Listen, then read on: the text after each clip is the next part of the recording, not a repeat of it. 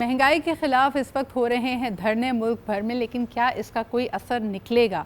लेकिन साथ साथ जिस तरह के हमने आपको शुरू में बताया कि JUI के साथ साथ हम देख रहे हैं कि PTI भी इस वक्त सरापा एहतजाज है। मुल्क की क्लाइमेट क्या स्टेबिलिटी लेके आ रहा है, मज़ीद इंतशार की तरफ हम जा रहे हैं, इसका क्या एनालिसिस बनता है? What are some of the developments that we are going to be considering? हमारे साथ मौजूद हैं हामिद अल-मशरकी साहब, जर्नलिस्ट हैं, सीनियर एनालिस्ट हैं।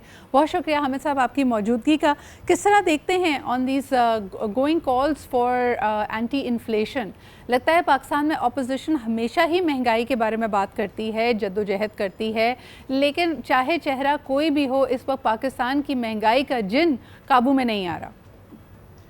जी बिल्कुल ऐसे ही, बहुत शुक्रिया सिद्रा। बात यह है कि जिस अंदाज में ये IPPs के बारे में पूरी बातें खुलकर सामने आए हैं, उसके बाद आवाम को ये महसूस हो रहा है कि उनकी तो हड्डियों से मतलब जिस्म से खून निचोड़ना तो दूर की बात, उनकी हड्डियां भी पीस दी गई हैं इस तरह के प्रोजेक्ट्स के ऊपर, और इस तरह की जो जिस अंदाज में पाकिस्तान में बिजली का बहरान है और सारा कुछ है, और उसके बाद हज़ारों अरबों रुपए दिए जा रहे हैं उनको बिला वजह।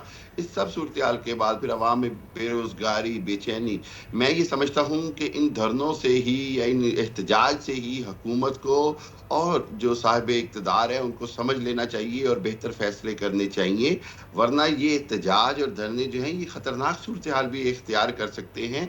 अवाम के अंदर इस वक्त शदीद गम व गुस्सा और परेशानी है। इस वक्त आप देखें कि जमात इस्लामी को बहरहाल मुकम्मल तौर पर across the board Quetta, Lahore, Karachi, Peshawar, हर जगह पे इनको एक सपोर्ट मिल रही है, और वो सपोर्ट ये है कि अवाम ये समझती है कि कोई तो बाहर निकला उनके हक के लिए, महंगाई के खिलाफ एहतजाज के लिए, बेरोजगारी के खिलाफ एहतजाज के लिए। में इंटरजेक्ट मुझे ये बताइए, क्योंकि आपके साथ मुझे गुफ्तगू करने में हमेशा इसलिए लुत्फ आता है कि you take a look at the regional perspective as well. आपने देखा होगा कि एक हफ्ते कबल जो इंडिया का बजट इस दफ़ा अनाउंस हुआ है साल 2024 का, उसके बाद से इंडिया में ट्विटर में, वैसे तो हमारे यहाँ पाबंदी लगी हुई है, लेकिन अगर आप VPN लगा के देखें तो इंडिया में जो ट्रेंड कर रहा है hashtag that is called tax terrorism. तो ये बड़ा साझा मसला है। इस वक्त वहाँ की मिडिल क्लास भी रो रही है, और मैं कुछ नंबर्स देख के हैरान थी। यानी इंडिया की ये चमक दमक हम देखते हैं, सब कुछ होता है, वहाँ पे भी सिनेरियो यही है कि इंडिया की 70% जो इकॉनमी है वो उनकी ज़रूरी पैदावार की वजह से चलती है, और बड़े से बड़ा एक्टर और इंडस्ट्रियलिस्ट उसने थोड़ी बहुत ज़मीन लेके रखी हुई है, और वो अपनी पूरी की पूरी आमदन को वो शो कर सकता है कि जी ये तो काश्तकारी से, और जो पैदावार मैंने बनाई है उसको, उसकी वजह से वो टैक्स फ्री हो जाती है। इंडिया में इस वक्त सिर्फ 2 करोड़ लोग डायरेक्ट टैक्स दे रहे हैं, बाकी सब सैलरीड क्लास हैं। सैलरीड क्लास क्योंकि इनडायरेक्ट टैक्स भी देती है, तो मिसाल के तौर पे अगर आपका टैक्स 20% बनता है, तो तमाम चीज़ें जो आप इस्तेमाल करते हैं, चाहे आप मूवी देखना चाहें, चाहे बिजली के लिए का इस्तेमाल करें, पानी का इस्तेमाल करें, आपका टैक्स तकरीबन 40% है। और मीम्स की बहार आई हुई है, इस वक्त टैक्स टेररिज्म की बात कर रहे हैं। तो ये तो मुझे लग रहा है कि दुनिया भर का मसला है। देखिए बिल्कुल ऐसे ही है, लेकिन खुसूसी तौर पर बड़े सगीर के अंदर बहरहाल ये रहा है कि हुक्मरान तबके ने बहुत ज़्यादा आवाम का इस्तेहसाल किया है।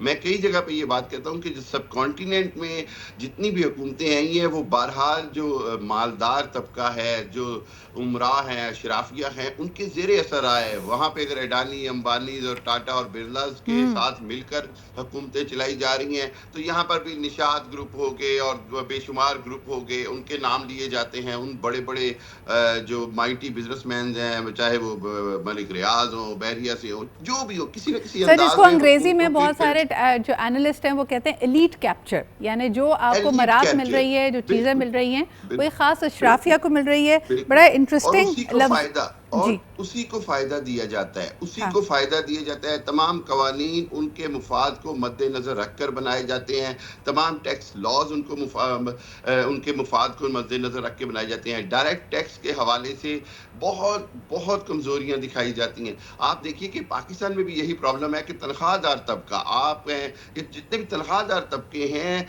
उनको तो ज्यादा टैक्सेस पड़ते हैं, लेकिन बिजनेसमैन, छोटा दुकानदार, बड़ा दुकानदार ये टैक्स ना देना चाहता है, ना टैक्स نیٹ میں آنا چاہتا ہے. اس کے نتیجے میں حکومتوں کے پاس اپنے وسائل کے اندر کوئی پیسہ نہیں ہوتا ہے. پاکستان میں بھی ضرورت اسی امر کی ہے کہ ڈائریکٹ ٹیکس کی طرف آیا جائے, زیادہ سے زیادہ بزنس مین, کاروباری طبقے کو ٹیکس نیٹ میں لایا جائے.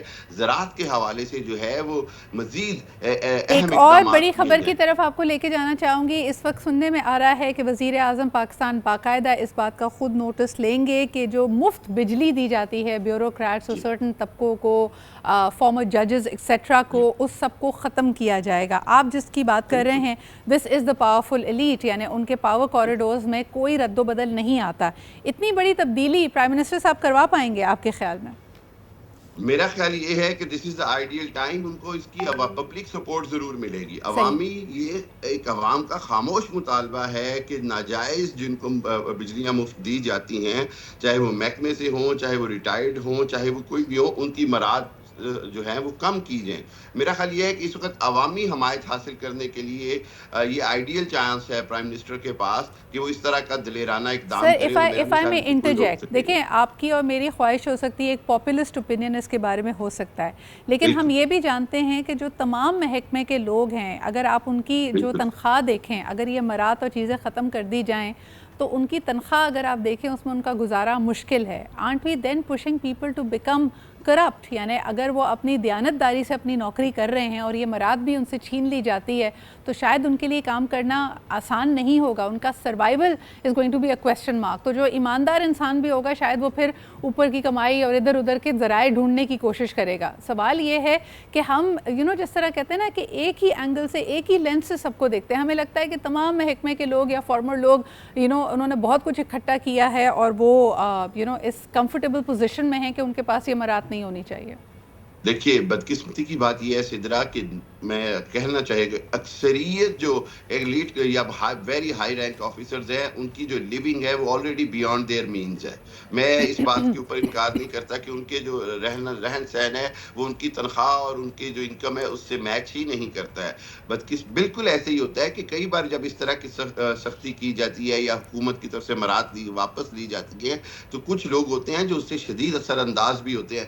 یہ دیکھنا ہوتا ہے اس طرح کا فیصلہ لیتے ہوئے کہ کیا اس سے زیادہ فائدہ ہوگا یا بہت زیادہ لوگ جو ہیں وہ افیکٹ ہوں گے. اس کے بارے میں حکومت کے پاس بہت سارے اداروں کے پاس رپورٹس ہوتی ہیں, اداروں کے پاس مکمل ڈیٹا ہوتا ہے کہ کس انداز میں کرپشن ہو رہی ہے. تو میرا خیال یہ ہے کہ یا اگر ایک دم سے تمام مراد واپس نہیں لی جاتی ہیں تو ان کو کم کر کے بھی بہت ساری سبسڈی کو بچایا جا سکتا ہے. جہاں پہ میرا خیال ہے 50 یا 100 یا 200 لیٹر پیٹرول دیا جاتا ہے فری, وہاں پہ اس کو 30-20 پہ لایا جا سکتا ہے. اسی طرح جہاں 800 یا 1200 یونٹ دیے جاتے ہیں وہاں 400-600 یونٹ دیے جا سکتے ہیں فری. سو اس کو حکومت جو ہے وہ اس انداز میں مینج بھی کر سکتی ہے. It all depends on the will of the government if they and the want to priority control. of it. جیسے آپ نے کہا کہ مرات اور مفت بجلی تو پھر ایک بہت چھوٹا سیگمنٹ بنتا ہے. جو ڈسکوس کی رپورٹ تھی یہ کہتی ہے کہ پاکستان میں پتہ نہیں کتنے مالیت کی بجلی سالانہ طور پہ چوری ہوتی ہے, تو ہم چوری کی روک تھام کے لیے کچھ کر لیں. سو there are multiple ways of tackling this issue, لیکن اس وقت ایسا لگتا ہے کہ سیناریو مختلف ہے. ایک اور ہیڈ لائن کی طرف جو میں شروع میں ذکر کر رہی تھی, حامد صاحب, چائنا مدد کرے گا پاکستان کے IMF لون اور IMF کی جو ساری نیگوسیشنز ہے اس کو سیکیور کرنے کے لیے, یہ کہنا ہے فائنانس منسٹر صاحب کا. اس پہ آپ کا رد عمل؟ دیکھیے چائنا ہمیشہ ہمارا دوست ہے. وہ ایک طرح سے ہمیں اب ریسکیو کرنا چاہ رہا ہے. بیکاز ہم نے یہ دیکھا کہ IMF کی ایکسٹریم جو مشکل شرائط ہیں اس کی وجہ سے حکومت کو بہت مشکل فیصلے کرنے پڑتے ہیں. اگر چائنا کی مدد سے پاکستان کی کوئی نیگوسیشن ہوتی ہے IMF سے تو شاید پاکستان کی معاشی طور پر جو ڈائریکٹ عوام پر اثر انداز ہونے والے فیصلے ہیں ان میں شاید حکومت کو آسانی ملے گی اور اسی کا فائدہ حکومت اٹھانا چاہے گی. اس میں پاکستان کی حکومت کو چائنا کا شکر گزار بھی ہونا چاہیے, لیکن وہیں پر ایک لمحہ فکریہ بھی ہے کہ کیا پاکستان مستقل طور پر اب IMF کے زیر نگی رہے گا, کیا اسی بیڑیوں میں اسی میں جکڑا رہے گا.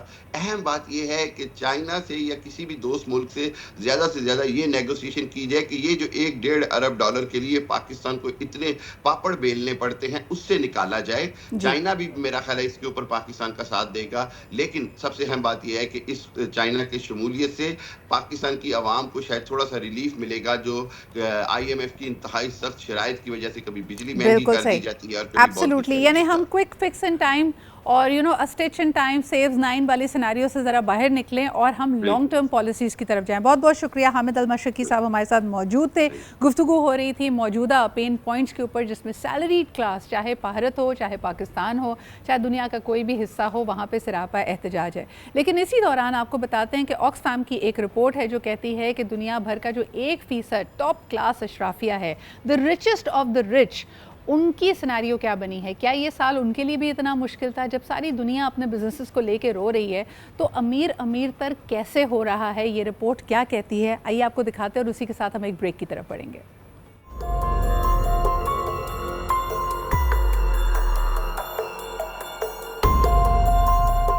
गरीब गरीब से गरीब तर और अमीर अमीर से अमीर तर। एक हालिया रिसर्च से ये बात सामने आई है कि गुज़िश्ता एक दिहाई के दौरान दुनिया के 1% अमीर तरीन लोगों की दौलत में तकरीबन $42 ट्रिलियन का इजाफा हुआ है, जो कि दुनिया की 50% आबादी की दौलत से तकरीबन 34 गुना ज़्यादा है।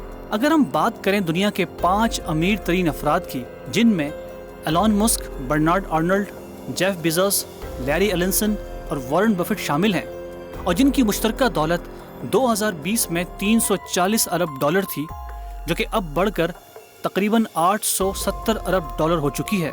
यानी दुनिया के अमीर तरीन 1% लोग इस वक्त आलमी मालियाती असासों के तकरीबन 43% के मालिक हैं। आखिर क्या वजह है कि ये लोग अपनी जेबें भर रहे हैं जबकि बाकी अपनी ज़िंदगी और बका की जंग लड़ रहे हैं? जी हाँ, मुनसिफाना टैक्स की पॉलिसी ने इन अमीर तरीन लोगों की दौलत में इजाफा किया है। आलमी सतह पर अरबपति अफराद अपनी दौलत पर .5% से भी कम टैक्स अदा कर रहे हैं, जो कि कम से कम 8% होना चाहिए। अगर यही सिलसिला जारी रहा तो वो वक्त दूर नहीं जब इन लोगों के असासे खरबों में पहुंच जाएंगे और $6 यौमिया से कम पर ज़िंदगी गुजारने वाली गुर्बत मज़ीद 200 साल तक ख़त्म नहीं हो सकेगी।